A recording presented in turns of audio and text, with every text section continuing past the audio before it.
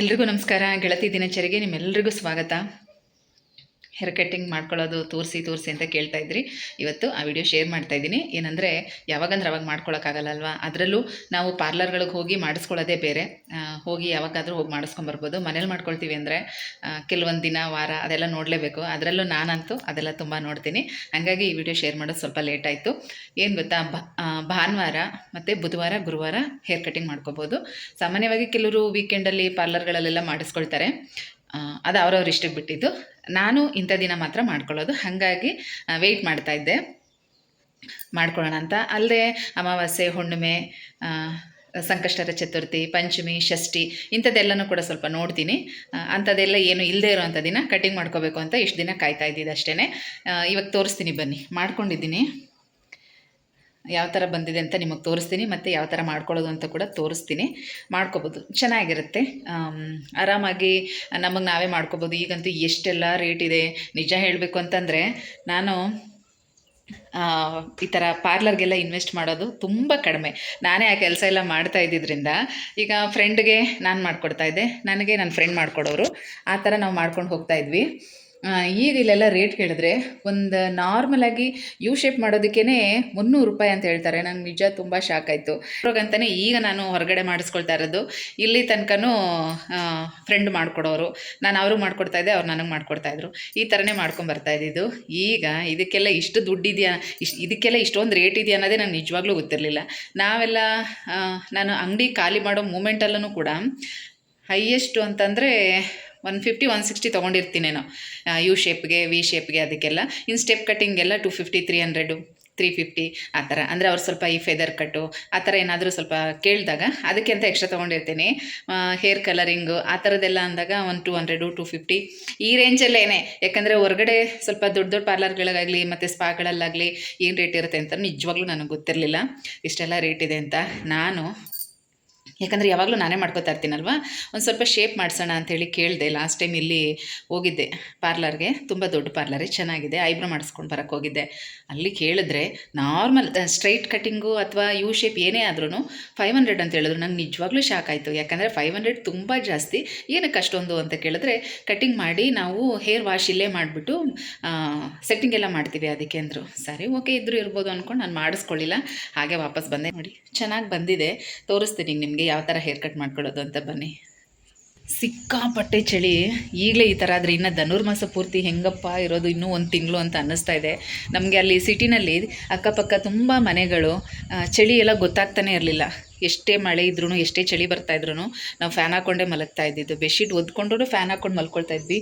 ಇಲ್ಲಿ ಹಗಲೊತ್ತಲ್ಲೇ ಇರೋದಕ್ಕಾಗಲ್ಲ, ವಿಪರೀತ ಗಾಳಿ ಬೀಸ್ತಾ ಇರುತ್ತೆ. ನೋಡಿ ಎದುರುಗಡೆ ಬಿಸಿಲು ಹೀಗೆ ಬರ್ತಾ ಇದ್ರೂ ಕೂಡ ಚಳಿ ಮಾತ್ರ ಇದ್ದೇ ಇದೆ. ಡೋರ್ ಓಪನ್ ಮಾಡೋದಕ್ಕೆ ಆಗಲ್ಲ, ಅಷ್ಟು ಚಳಿ, ಅಷ್ಟು ಥಂಡಿ, ತುಂಬ ಚಳಿ ಆಗ್ತಾಯಿದೆ.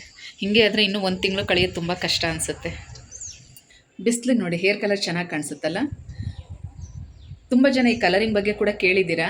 ವಿಡಿಯೋನ ಸ್ಕಿಪ್ ಮಾಡದೆ ನೋಡಿ, ಅದ್ರ ಬಗ್ಗೆ ಕೂಡ ಇನ್ಫಾರ್ಮೇಷನ್ ಕೊಟ್ಟಿದ್ದೀನಿ. ಯಾಕಂದರೆ ಡೈ ಯೂಸ್ ಮಾಡ್ತಾರಂಥವ್ರು ಈಗ ಮೆಹಂದಿ ಯೂಸ್ ಮಾಡ್ಬೋದಾ, ಬ್ಲ್ಯಾಕ್ ಮೆಹಂದಿ ಬಗ್ಗೆ ತಿಳಿಸ್ಕೊಡಿ ಅಂತೆಲ್ಲ ಕೇಳಿದ್ದೀರಾ. ಅದ್ರ ಬಗ್ಗೆ ಕೂಡ ಹೇಳ್ತಾ ಇದ್ದೀನಿ.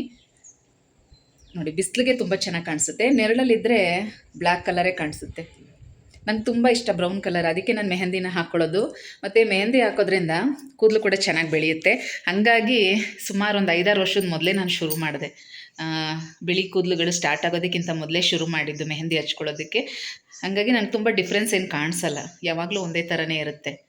ಮೊದಲಿಗೆ ಕೂದಲಲ್ಲಿ ಎಣ್ಣೆ ಇರಬಾರ್ದು, ನೀಟಾಗಿ ಬಾಚ್ಕೊಂಡು ಸಿಕ್ಕೆಲ್ಲ ತೆಗೆದುಬಿಡಿ. ನಾನು ಇವತ್ತು ನಾನು ಯಾವ ಥರ ಮಾಡ್ಕೋತೀನಿ ಅನ್ನೋದನ್ನು ಹೇಳ್ತಾ ಇದ್ದೀನಿ. ಆಮೇಲೆ ಸ್ಟ್ರೈಟ್ ಕಟ್ ಹೇಗೆ ಮಾಡೋದು, ವಿ ಕಟ್ ಹೇಗೆ ಮಾಡೋದು, ಯು ಶೇಪ್ ಹೇಗೆ ಮಾಡೋದು ಅದನ್ನೆಲ್ಲ ಕೇಳಬೇಡಿ.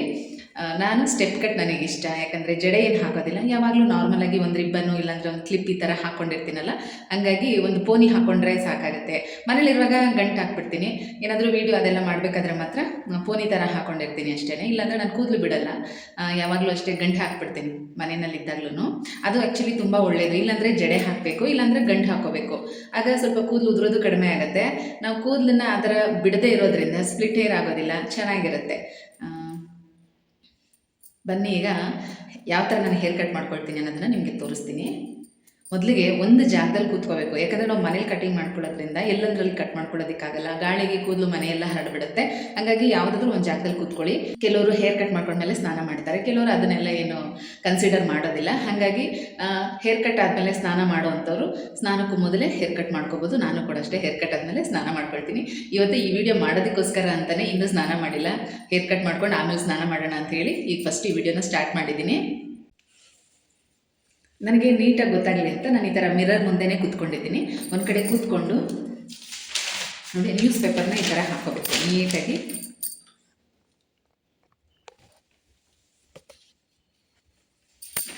ನೀಟಾಗಿ ಈ ಥರ ಒಂದು ನ್ಯೂಸ್ ಪೇಪರ್ನ ನಮ್ಮ ಮೇಲ್ಗಡೆ ಹಾಕೋಬೇಕು. ಮತ್ತು ಒಂದು ಕವರ್ ಪಕ್ಕದಲ್ಲೇ ಇಟ್ಕೋಬೇಕು. ಯಾಕಂದರೆ ಕೂದಲು ಕಟ್ ಮಾಡಿದ ತಕ್ಷಣ ಕವರ್ ಒಳಗಡೆ ಹಾಕ್ಕೋಬೇಕು. ನಾನು ಈ ಥರ ಮಾಡ್ಕೊಳ್ಳೋದು, ಎಲ್ಲಂದ್ರಲ್ಲಿ ಕೂದಲು ಬೀಳಬಾರ್ದು ಅಂತ ನಾನು ಈ ಥರ ಮಾಡ್ಕೋತೀನಿ. ಮೊದಲು ಕೂದಲನ್ನ ನೀಟಾಗಿ ಸಿಕ್ಕ ತೆಗಿಬೇಕು. ಮತ್ತು ಒಂದು ಸಿಸರು ಕೂದಲನ್ನ ಈ ರೀತಿ 2 ಭಾಗ ಮಾಡಿಕೊಂಡು ನೀಟಾಗಿ ಸಿಕ್ಕ ತೆಗಿಬೇಕು. ಚೆನ್ನಾಗಿ ಬಾಚ್ಕೋಬೇಕು. ನೀಟಾಗಿ ಸಿಕ್ಕೆಲ್ಲ ತೆಗೆದು ಎರಡೂ ಕಡೆನೂ ಅಷ್ಟೇ ನೀಟಾಗಿ ಸಿಕ್ಕೆಲ್ಲ ತೆಗೆದು ಈ ರೀತಿ ಬಾಚ್ಕೋಬೇಕು. ಕೂದಲು ಸಿಕ್ಕೆಲ್ಲ ತೆಗೆದು ನೀಟಾಗಿ ಬಾಚ್ಕೊಂಡ್ಮೇಲೆ ಈ ಥರ ಮುಂದಕ್ಕೆ ಹಾಕೋಬೇಕು. ಕೂದಲನ್ನೆಲ್ಲ ಮುಂದಕ್ಕೆ ಈ ರೀತಿ ಬಾಚ್ಕೋಬೇಕು ನೀಟಾಗಿ. ಇವಾಗಲೂ ಕೂಡ ಅಷ್ಟೇ ಸಿಕ್ಕಾಗತ್ತೆ, ಸ್ವಲ್ಪ ನೀಟಾಗಿ ಬಾಚ್ಕೋಬೇಕು. ಅದಕ್ಕೆ ಸ್ವಲ್ಪ ಗ್ಯಾಪ್ ದೊಡ್ಡದಾಗಿರುತ್ತಲ್ಲ, ಆ ಥರ ಬಾಚಣಿಗೆ ತಗೊಳ್ಳಿ, ಸಿಕ್ಕು ಬಿಡಿಸೋದಕ್ಕೆ ಚೆನ್ನಾಗಿರುತ್ತೆ. ಈಗ ನೀಟಾಗಿ ಈ ಥರ ಮುಂದಕ್ಕೆ ಬಾಚಿಕೊಂಡು ಒಂದು ಹೇರ್ ಬ್ಯಾಂಡನ್ನು ಹಾಕ್ಕೋಬೇಕು. ಟೈಟಾಗಿರುವಂಥ ಒಂದು ಹೇರ್ ಬ್ಯಾಂಡ್ ಹಾಕ್ಕೋಬೇಕು. ಈ ಥರ ನೋಡಿ, ಇದು ನೀಟಾಗಿ ಸ್ಟೆಪ್ ಕಟ್ಟಿಂಗ್ ಥರನೇ ಬರುತ್ತೆ. ಉದ್ದ ಕೂದಲಿರೋರಿಗೆ ಇದು ಸೆಟ್ ಆಗೋದಿಲ್ಲ. ನಂತರ ಶಾರ್ಟ್ ಹೇರ್ ಇರೋವಂಥವ್ರು ಈ ಮೆಥಡಲ್ಲಿ ಕಟ್ಟಿಂಗನ್ನು ಮಾಡ್ಕೋಬೋದು. ನಿಮಗೆ ನೀಟಾಗಿ ಬಂಚ್ ಥರನೂ ಕಾಣಿಸುತ್ತೆ, ಮತ್ತು ಸ್ಟೆಪ್ ಕಟ್ಟಿಂಗ್ ಥರನೂ ಕಾಣಿಸುತ್ತೆ. ಯು ಶೇಪ್ ಥರ 3 in 1 ಅಂತಲೇ ಹೇಳ್ಬೋದು. ಯು ಶೇಪ್ಗೂ ಕೂಡ ಇದೇ ಮೆಥಡಲ್ಲೇ ಕಟ್ಟಿಂಗ್ ಮಾಡ್ಕೊಳ್ಳೋದು. ನೋಡಿ ಈ ಥರ ನೀಟಾಗಿ ಬಾಚಿಕೊಂಡು ಟೈಟಾಗಿ ಒಂದು ಹೇರ್ ಬ್ಯಾಂಡನ್ನು ಹಾಕೋಬೇಕು. ನ್ಯೂಸ್ ಪೇಪರ್ ಆಗಲಿ ಅಥವಾ ಒಂದು ಕಾಟನ್ ಬಟ್ಟೆ ಆಗಲಿ ಮೇಲ್ಗಡೆ ಹಾಕ್ಕೊಳ್ಳಿ. ಯಾಕಂದರೆ ಕಟ್ಟಿಂಗ್ ಮಾಡುವಾಗ ಸಣ್ಣ ಸಣ್ಣ ಕೂದಲೆಲ್ಲ ಉದುರುತ್ತೆ, ಬಟ್ಟೆ ಮೇಲೆಲ್ಲ ಬೀಳುತ್ತೆ. ಅದಕ್ಕೆ ಈ ಥರ ಹಾಕ್ಕೊಂಡ್ರೆ ಎಲ್ಲೂ ಕೂಡ ಗಲೀಜಾಗೋದಿಲ್ಲ, ಕೂದಲು ಎಲ್ಲಂದರಲ್ಲಿ ಹರಡೋದಿಲ್ಲ, ಎಲ್ಲ ಒಂದೇ ಕಡೆ ಇರುತ್ತೆ. ಈ ಥರ ಟೈಟಾಗಿ ಹೇರ್ ಬ್ಯಾಂಡ್ ಹಾಕ್ಕೊಂಡ್ಮೇಲೆ ಮತ್ತೆ ಇನ್ನೊಂದು ಸಲ ಬಾಚ್ಕೋಬೇಕು. ಈ ರೀತಿ ಹೇರ್ ಬ್ಯಾಂಡ್ ಹಾಕ್ಕೊಂಡಾದಮೇಲೆ ಒಂದು ಸ್ವಲ್ಪ ಕೂದಲನ್ನು ಒದ್ದೆ ಮಾಡ್ಕೊಳ್ಳಿ. ನೀರನ್ನು ಸ್ವಲ್ಪ ಹಿಂಗೆ ಸ್ಪ್ರಿಂಕಲ್ ಮಾಡಿ, ಅಂದರೆ ಸ್ಪ್ರೇ ಮಾಡಿಕೊಂಡು ಒದ್ದೆ ಮಾಡ್ಕೊಳ್ಳಿ. ಅದೊಂದು ವಿಡಿಯೋ ಇಲ್ಲಿ ಕ್ಲಿಪ್ಪಿಂಗ್ ಮಿಸ್ ಆಗೋಯಿತು. ನೀರನ್ನ ಸ್ಪ್ರೆಡ್ ಮಾಡ್ಕೊಂಡು ಮತ್ತೆ ಬಾಚ್ಕೋಬೇಕು. ಆವಾಗ ನಿಮಗೆ ಈಕ್ವಲಾಗಿ ಲೆವೆಲಾಗಿ ಬರುತ್ತೆ. ಆಮೇಲೆ ನೋಡಿ ಈ ಥರ ನಿಮಗೆ ಎಷ್ಟು ಲೆಂತ್ ಬೇಕೋ ಅಷ್ಟನ್ನು ನೀವು ಕಟ್ ಮಾಡ್ಕೋಬೋದು. ನಮ್ಮ ಈ ಚಿನ್ ಏನಿರುತ್ತಲ್ಲ ಅದರಿಂದ ಕೆಳಗಡೆ ಬರೋ ಥರ ಅಥವಾ ಅಲ್ಲಿಂದ ಮೇಲ್ಗಡೆ ಬರೋ ಥರ ನಿಮ್ಮ ಶೋಲ್ಡರ್ ಲೆವೆಲ್ಗೆ ಬೇಕು ಅನ್ನೋದಾದರೆ ನಮ್ಮ ಈ ಚಿನ್ ಲೆವೆಲ್ಗೆ ಕಟ್ ಮಾಡಿಕೊಂಡ್ರೆ ಸ್ಟ್ರೈಟಾಗೇ ಕಟ್ ಮಾಡ್ಕೋಬೇಕು. ನೀವು ನೀಟಾಗಿ ಅಬ್ಸರ್ವ್ ಮಾಡಿ, ನಮ್ಮ ಚಿನ್ ಲೆವೆಲ್ ಕಟ್ ಮಾಡಿದ್ರೆ ನಮ್ಮ ಶೋಲ್ಡರ್ ಲೆವೆಲ್ಗೆ ಬರುತ್ತೆ. ಈಗ ಮತ್ತೆ ನೀಟಾಗಿ ಬಾಚಿಕೊಂಡು ಕಟ್ ಮಾಡಿರೋಂಥ ಕೂದಲನ್ನು ಕೆಳಗಡೆ ಹಾಕಲಿಲ್ಲ ನಾನು, ಹಾಗೆ ಕವರ್ ಒಳಗಡೆ ಹಾಕ್ಕೊಂಡೆ. ಈಗ ನೀಟಾಗಿ ಬಾಚಿಕೊಂಡು ಲೆವೆಲ್ ನೋಡ್ಕೋಬೇಕು. ಯಾಕಂದರೆ ನಾವು ಹಂಗೆ ಕಟ್ ಮಾಡುವಾಗ ಒಂದು ಸೈಡ್ ಕ್ರಾಸ್ ಬರುತ್ತೆ, ವಿಡಿಯೋದಲ್ಲಿ ನಿಮಗೂ ಗೊತ್ತಾಗ್ತಾ ಇದೆ. ಅದನ್ನು ನೀಟಾಗಿ ನೋಡಿಕೊಂಡು ಕಟ್ ಮಾಡ್ಕೋಬೇಕು. ಆಮೇಲೆ ನೀಟಾಗಿ ಒಂದು ಸಲ ಚೆಕ್ ಮಾಡ್ಕೊಳ್ಳಿ, ಗೊತ್ತಾಗುತ್ತೆ ಆವಾಗ. ನೋಡಿ ಇನ್ನೊಂದು ಸಲ ಏನಾದರೂ ಚೆಕ್ ಮಾಡಿಕೊಂಡ್ರೆ ಕೂದಲೇನಾದರೂ ಉದ್ದ ಬಂದರೆ ಅದನ್ನು ಮತ್ತೆ ಕಟ್ ಮಾಡ್ಕೋಬೋದು, ಇಲ್ಲ ಅಂದರೆ ಹಾಗೆ ಬಿಡ್ಬೋದು. ಇದನ್ನು ಸುಮ್ಮನೆ ತುದಿನಲ್ಲಿ ಈ ಥರ ಹಿಂಗೆ ನಾವು ಬಟ್ಟೆಗಳಿಗೆ ನ್ಯಾಚ್ ಹೊಡಿತೀವಲ್ಲ ಆ ಥರ. ಯಾಕಂದರೆ ಸ್ಟೆಪ್ ಕಟ್ಟಿಂಗಲ್ಲಿ ಅದು ಲೇಯರ್ ಚೆನ್ನಾಗಿ ಕಾಣಿಸುತ್ತೆ, ಅದಕ್ಕೆ ಆ ಥರ ಸ್ವಲ್ಪ ಟ್ರಿಮ್ ಮಾಡಬೇಕು ಅದನ್ನು. ಈಗ ನೋಡಿ ನಾನು ಹಿಂದೆಗಡೆ ತಿರುಗಿ ತೋರಿಸ್ತೀನಿ ನಿಮಗೆ ಹೇಗೆ ಬಂದಿದೆ ಅಂತ. ನೋಡ್ತಾ ಇದ್ದೀರಲ್ಲ, ನೀಟಾಗಿ ಯು ಶೇಪ್ ಕಾಣಿಸುತ್ತೆ. ಮತ್ತು ಈಗ ಇದನ್ನು ಸೆಟ್ಟಿಂಗ್ ಮಾಡಿದ್ರೆ ನಿಮಗೆ ಸ್ಟೆಪ್ ಬೈ ಸ್ಟೆಪ್ ನೀಟಾಗಿ ಗೊತ್ತಾಗುತ್ತೆ. ಆದರೆ ನಮಗೆ ಪಾರ್ಲರಲ್ಲಾದರೆ ಬೇರೆ ಯಾರಾದರೂ ಸೆಟ್ಟಿಂಗ್ ಮಾಡಿಕೊಡ್ತಾರೆ. ಇಲ್ಲಿ ನಾವೇ ಸೆಲ್ಫ್ ಹೇರ್ ಕಟ್ಟಿಂಗ್ ಮಾಡ್ಕೊಳ್ತಾ ಇರೋದ್ರಿಂದ ನಮಗೆ ನಾವೇ ಸೆಟ್ಟಿಂಗ್ ಮಾಡ್ಕೊಳ್ಳೋದಕ್ಕೆ ಕಷ್ಟ ಆಗುತ್ತೆ.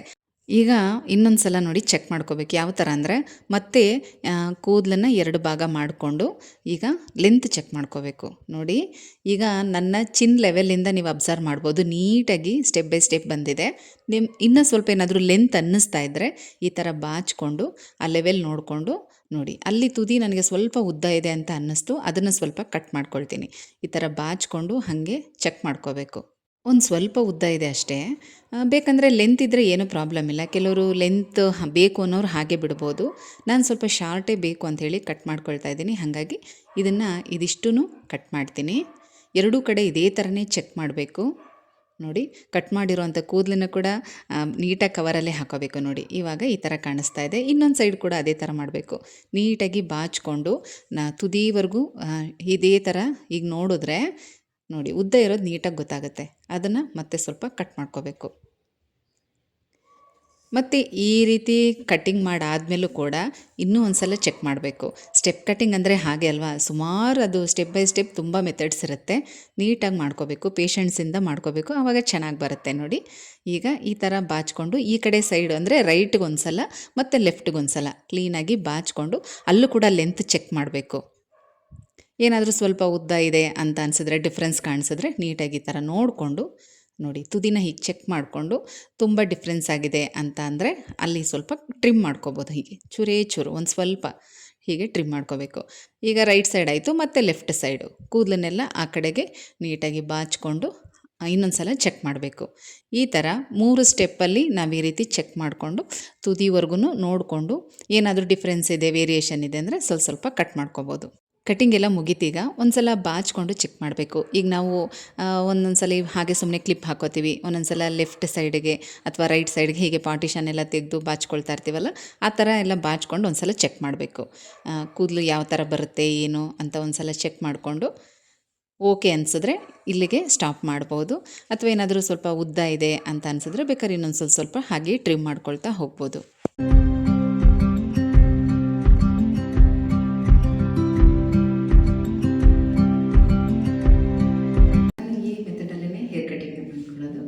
ಇವಾಗ ಚೆನ್ನಾಗಿ ಆಯಿಲ್ ಹಚ್ಬಿಡ್ತೀನಿ. ಆಮೇಲೆ ಸ್ನಾನ ಮಾಡಾದ್ಮೇಲೆ ನಿಮಗೆ ಬಾಚಿ ತೋರಿಸ್ತೀನಿ ಹೇಗೆ ಕಾಣ್ತಾ ಇದೆ ಅಂತ, ಸ್ಟೆಪ್ಸ್ ಎಲ್ಲ ಹೇಗೆ ಬಂದಿದೆ ಅಂತ ಗೊತ್ತಾಗುತ್ತೆ. ಕೊಬ್ಬರಿ ಎಣ್ಣೆ ಸ್ವಲ್ಪ ಬೆಚ್ಚಗೆ ಮಾಡಿದ್ದೀನಿ.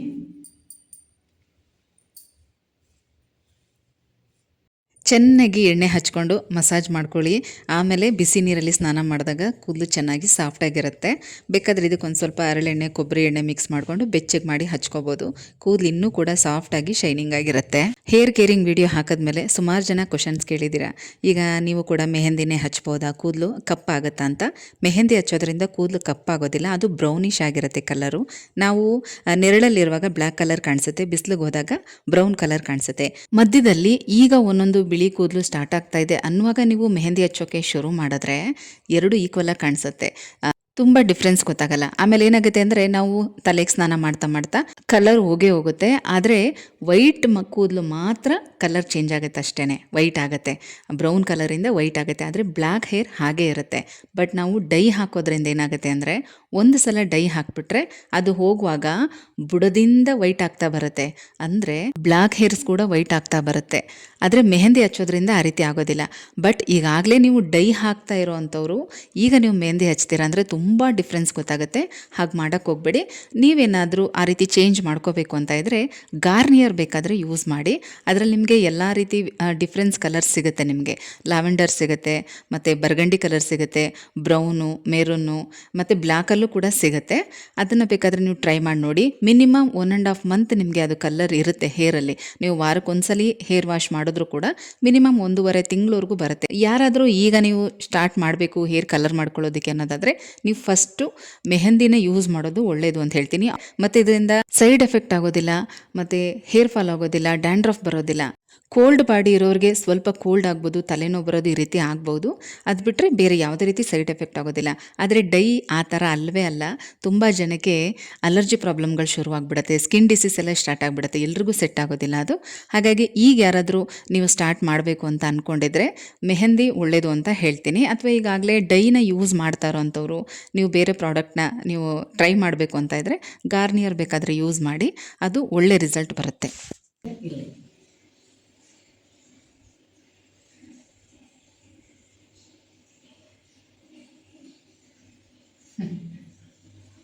ಆದರೆ ನಾನು ಈ ಥರ ಎಲ್ಲ ಬಾಚ್ಕೊಳ್ಳೋದಿಲ್ಲ. ಹಿಂದೆಗಡೆ ತೋರಿಸ್ತೀನಿ ಹಿಂಗೆ ಕಾಣಿಸ್ತಾ ಇದೆ ಅಂತ. ನೀಟಾಗಿ ಯು ಶೇಪ್ ಥರ ಕಾಣಿಸ್ತಾ ಇದೆ. ಇನ್ನೂ ಬೇಕಾದರೆ ಶಾರ್ಟಾಗಿ ಕಟ್ ಮಾಡ್ಕೋಬೋದು, ನಿಮ್ಮ ಇಷ್ಟ ಅದು. ಇನ್ನೂ ಲೆಂತ್ ಬೇಕಾದ್ರೂ ಮಾಡ್ಕೋಬೋದು, ಅಥವಾ ಇನ್ನೂ ಶಾರ್ಟಾಗಿ ಬೇಕಾದ್ರೂ ಮಾಡ್ಕೋಬೋದು. ಇದೇ ಮೆಥಡಲ್ಲೇ ಕಟ್ ಮಾಡ್ಕೊಳ್ಳೋದು. ನಾನು ಯಾವಾಗಲೂ ಇದೇ ಥರನೇ ಕಟ್ ಮಾಡ್ಕೊಳ್ತಾ ಇರ್ತೀನಿ. 3 ತಿಂಗಳು 4 ತಿಂಗಳಿಗೆ ಒಂದು ಸಲ ಗೊತ್ತಾಗ್ಬಿಡುತ್ತಲ್ಲ ಹೇರ್ ಸ್ವಲ್ಪ ಬೆಳೆದಿದೆ, ತುದಿ ಎಲ್ಲ ತೆಳ್ಳಗೆ ಚೂಪಾಗಿ ಕಾಣಿಸ್ತಾ ಇದೆ ಅಂದಾಗ ಸ್ವಲ್ಪ ಈ ಥರ ಕಟ್ ಮಾಡ್ಕೊಳ್ತಾ ಇರ್ತೀನಿ. ಮತ್ತು ನೋಡಿ ಸಿಂಪಲಾಗಿ ಒಂದು ಬನಾನಾ ಕ್ಲಿಪ್ ಹಾಕ್ಕೊಂಬಿಟ್ರು ಸಾಕು, ತುಂಬ ಚೆನ್ನಾಗಿರುತ್ತೆ. ನೋಡ್ತಾ ಇದ್ದೀರಲ್ಲ, ನಂಗೆ ತುಂಬ ಇಷ್ಟ ಈ ಥರ. ನೋಡಿ ಈ ಥರ ಇರುತ್ತೆ, ಹೇಗೆ ಬೇಕಾದರೂ ಬಾಚ್ಕೋಬೋದು. ಕಾಲೇಜ್ ಹುಡುಗಿರಿಗೂ ಕೂಡ ಸೆಟ್ ಆಗುತ್ತೆ, ಟ್ರೈ ಮಾಡಿ ಒಂದು ಸಲ.